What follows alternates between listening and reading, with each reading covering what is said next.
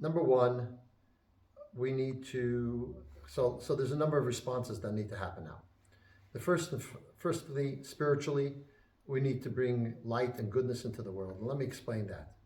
Um, Terrorists in general, such as those who perpetrated the attack, have a higher purpose in their mind. They live for, of course, demonic purpose, but in their mind, it's the higher purpose, the supremacy of Islam, which is their religion. That's how they live. And the counterbalance to that is what? Let's have a few ribs on the Barbie, or make enough money to buy a yacht. It doesn't equate. We cannot change them unless the forces of light, the forces of good, are focused and passionate about bringing goodness and light into the world. That's why the federal government has done, the state government has done Mitzvah Rabbanai. That's the idea behind it. If we can get our young people passionate about helping, about visiting people in hospital or the sick, or being kind or respectful, which is an issue, respecting even your elders, which is a big deal in Australia, including the Prime Minister, may I say. I do think that it was unfortunate that he was heckled on Sunday night. I do understand it. It's a natural reaction from the people because they're so disappointed. But we need to have respect for people in positions who are there first and foremost because they want to serve the community.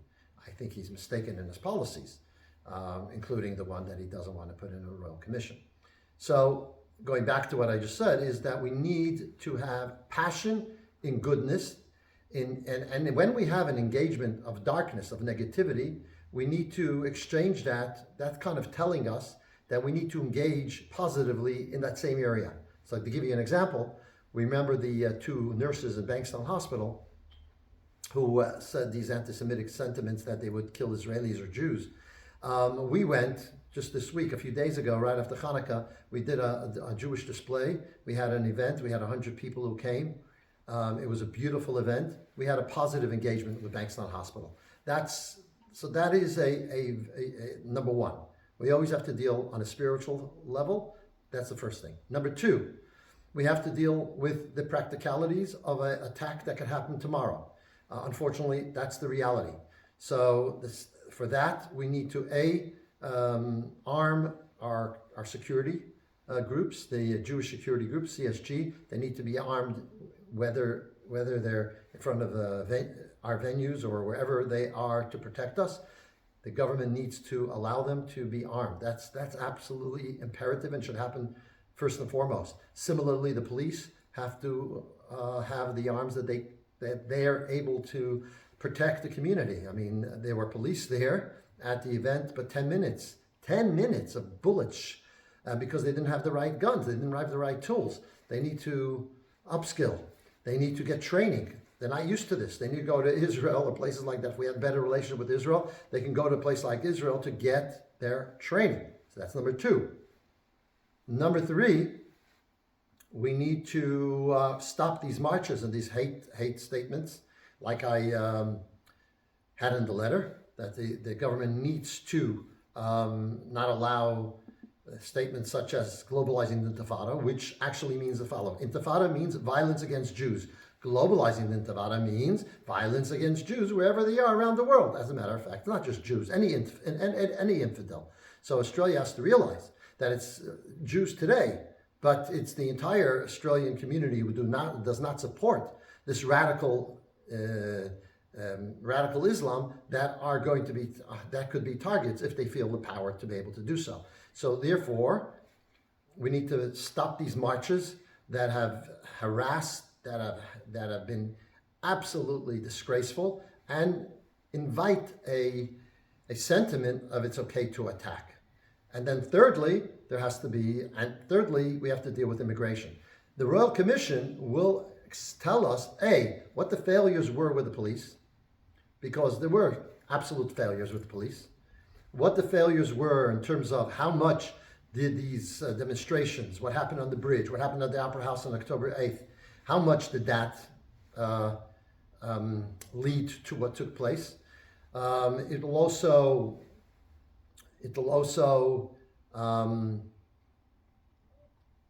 it'll also tell us what else the government needs to do with regards to immigration. Now, with regards to immigration, for example, which we didn't explicitly state in the statement, but it's part of what a Royal Commission will be able to do.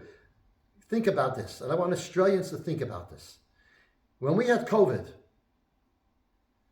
the Australian people agreed and accepted the fact that to come from overseas, you needed to be quarantined for 14 days to make sure you didn't have COVID. In other words, the onus was not on the government to prove that you had COVID and therefore cannot come in. The onus was on the people coming into the country to prove that they don't have COVID.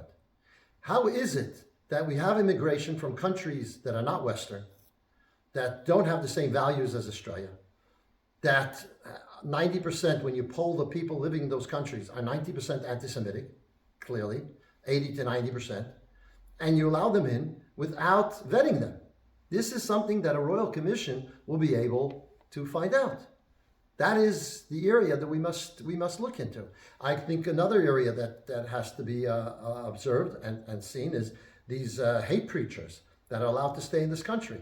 When a neo-Nazi from the far right said negative statements, he was sent packing right away. But that hasn't happened from those who've come from radical Islam.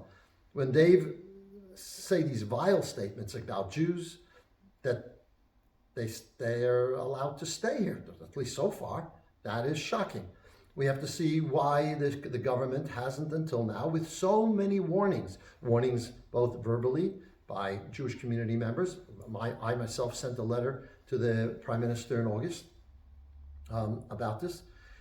Why, and then all these firebombs that we had, and these attempted attacks that we had, and nothing was taken seriously. The police were not trained as they could be trained, and there was no heightened sense of danger, which we're trying to warn about. That's something a Royal Commission will be able to look into as well. Where was this heightened need of securing the community? And instead, a greater measure was taken, all being seen as being balanced. Balanced in what? You know, we had the Prime Minister's own envoy for anti-Semitism came out with a proposal, and it was not received, accepted. They were waiting for another proposal about Islamophobia. What does one have to do with the other? And that's not the danger. You don't see any Jewish people or regular Australians attacking mosques. That doesn't happen. That's not the way we are wired. We want to protect ourselves, but we don't attack. We do things spiritually. We do things within the law, together with our government, and we hope and we want our government to protect us. That's what this Royal Commission is for. So the question is, have other reasons come into play that have stopped the government from doing what's necessary to be done? You know, I don't know if people have seen, there was the hearing last year with Senator Patterson asking very pointed questions for the government and about how they have given millions of dollars to those who've had clear anti-Semitic statements online. And they are vice presidents and presidents, leading people within organizations, and those organizations have gotten millions of dollars from the government for social cohesion when they have anti-Semitic sentiments. It's mind-boggling. Senator Burke, Mr. Burke, the Minister Burke, had all these crazy policies of allowing, ISIS brides, people coming in from dangerous countries, giving money to radical groups, or at least groups that have radical anti-Semitic sentiments associated with them or associated with people who leave them. And they were questioned about it and didn't stop and gave more and more. This is something that a Royal Commission will be able to do. The government itself couldn't do that. And I'll just ask you as well, just on the Royal Commission, what do you make of, since the Bondi attack, you acknowledged that there have been some measures put in place, but they're not quite enough. Can you talk me through that and what you make of what has been announced so far and that feeling that you have there? I think some measures, like I know the state government has done some measures like stopping marches for 3 months. My understanding, if that is correct, that's a very good measure, but it needs to be more than 3 months. You have to feel that this is an all-in kind of feeling. You know, when the government is all in on something, they are successful.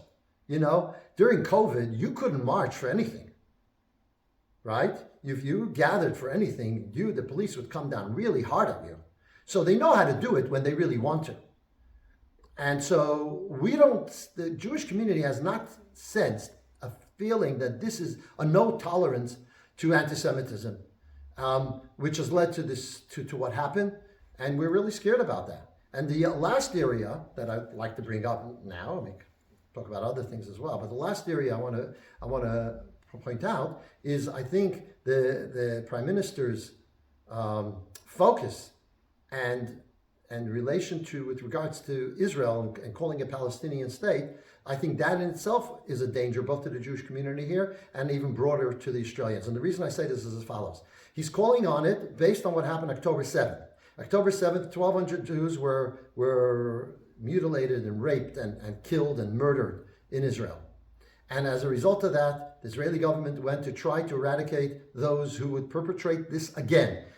The war that Israel was forced into was not one of revenge, it was one of protection, making sure it doesn't happen again. And the Prime Minister tells me in a meeting I had 20 months ago, he says to me that he believes Israel has a right to protect itself. So I say, but he doesn't agree with how it's doing it. Now I say, Mr. Prime Minister, you couldn't protect 1,000 people on Badnai Beach. You're going to tell the Israeli government the idea of how to protect 10 million Jews, 10 million people in Israel? The fact is, it's remarkable. The issue is that the thing is that if you're Russian and you walk around the streets of Sydney, you don't feel any insecurity, even though the general population, everyone is against what Russia is doing in Ukraine. The fact that you come from Russian descent and you live in Australia, you don't have to worry. Why is it that Jews, just regular Jews living in Sydney, have to worry about being Jewish in Sydney because of what's going on in Israel? The truth is, the reason is because there is an inherent connection between Jewish people and Israel. There's only one Jewish state. There are 12 officially Christian countries. I'm not talking about Christian majority countries, which are like 120. There's 12 officially Christian countries. There are 50 plus Muslim countries. There's 22 Arab countries. There's only one Jewish state. And when you reward terror by saying, okay, we're going to announce a Palestinian state, which has no practical impact. It's just virtue signaling. When you do that, you're basically signaling that terror works. I'd like everyone to think for a moment. If you go 30,000 feet above ground and you ask yourself, have the terrorists, after 9/11, who has won, the terrorists or the Western world? That's something that people should think about, because when you do something like that, you should lose your voice. When you do acts of terror, I don't want to know what your grievance is. I'm not interested what your grievance is, because you know why? Because if I listen to your grievance, I'm just inviting more terror. It's a simple equation. So the more you allow this voice to be magnified, you are inviting more of it. And Australians don't want that. We don't want more terror. All of Australia doesn't want what happened on Sunday night, a week and a half ago, on Hanukkah, on the beach. We don't want that. And the government has to have a Royal Commission to give clear perspective on what they should do. Now, sure, the Royal Commission is not the only thing, and measures have to be taken before the Royal Commission, because the Royal Commission does take time. But it has to actually happen so that we have a clarity of understanding of where the failures were, because failures there were. Everyone would agree to that, at least, you know. And I'll say this to the Prime Minister. There's a difference between the Premier and the Prime Minister. The Premier is also responsible. It's his state. The police didn't shut down these marches, which probably he could have. After what happened October 9th or what it was in the Opera House, gas the Jews, where's the Jews, whatever difference, what difference does it make? What they said vile statements. That was before Israel even responded. And so there was failure. But you know what the difference was? The difference between Saul and David. Biblically, we know that Saul messed up and he lost his kingdom. David messed up, but he didn't lose his kingdom. Why? Because when Saul was confronted, he said it was this one's fault, it was that one's fault. He didn't take responsibility. David took responsibility.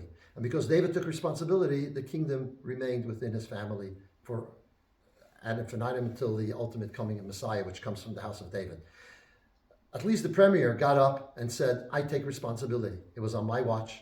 I'm responsible. I'm going to make sure it doesn't happen. The prime minister hasn't done that yet. And that's where...